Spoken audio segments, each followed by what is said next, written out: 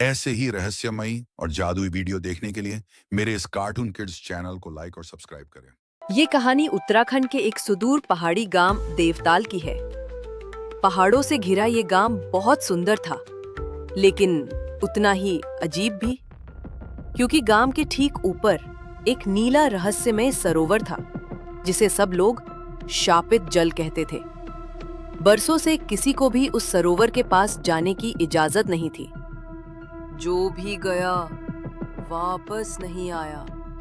हेंगी कहते हैं, सरोवर की गहराई में एक दुष्ट आत्मा वास करती है, नील तारा, जो पूर्णिमा की रात उठती है और जिसे वो देख लेती है उसका चेहरा जला देती है।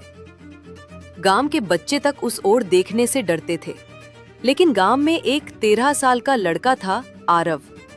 वो अनाथ था और अपने दादा दादी के साथ रहता था। पढ़ने में तेज, मन से जिज्ञासु और स्वभाव से निडर। उस रात पूर्णिमा थी। चांद पूरा और चमकदार था। आरव अपने कमरे की खिड़की से सरोवर की चमकती सतह को देख रहा था। दादा, क्या कोई सच में वहां मर जाता है? दादा गंभीर हो गए। आरव, वो जल शापित है। तभी एक स्त्री वहां डूबी थी, लेकिन वो मरी नहीं, कुछ और बन गई।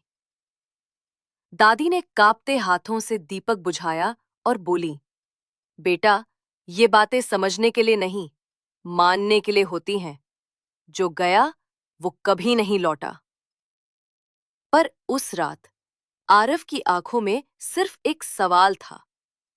अगर कोई सच को समझे बिना डर जाए, तो क्या सच्चाई हार जाएगी? गांव में हल चलती।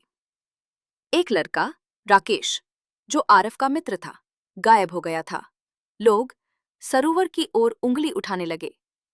राकेश जरूर उधर गया होगा, वो भी कहता था, डर कुछ नहीं होता। सरपंच ने कहा, अब और नहीं, हम कुछ नहीं कर सकते। जो गया गया। लेकिन आरव चुप नहीं रहा।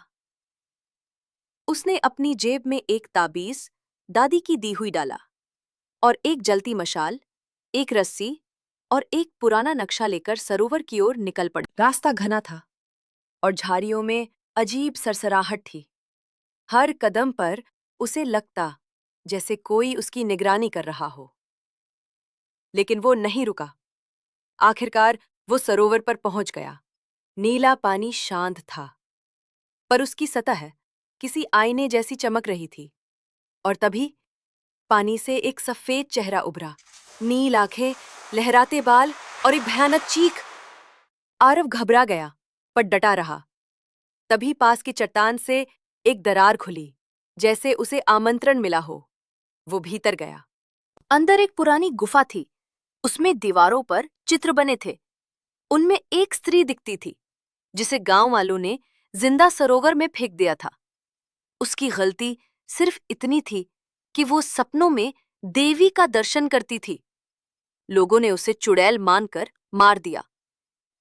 आरव को समझ आ गया, ये आत्मा बुरी नहीं, ये तो बदले की आग में जल रही है।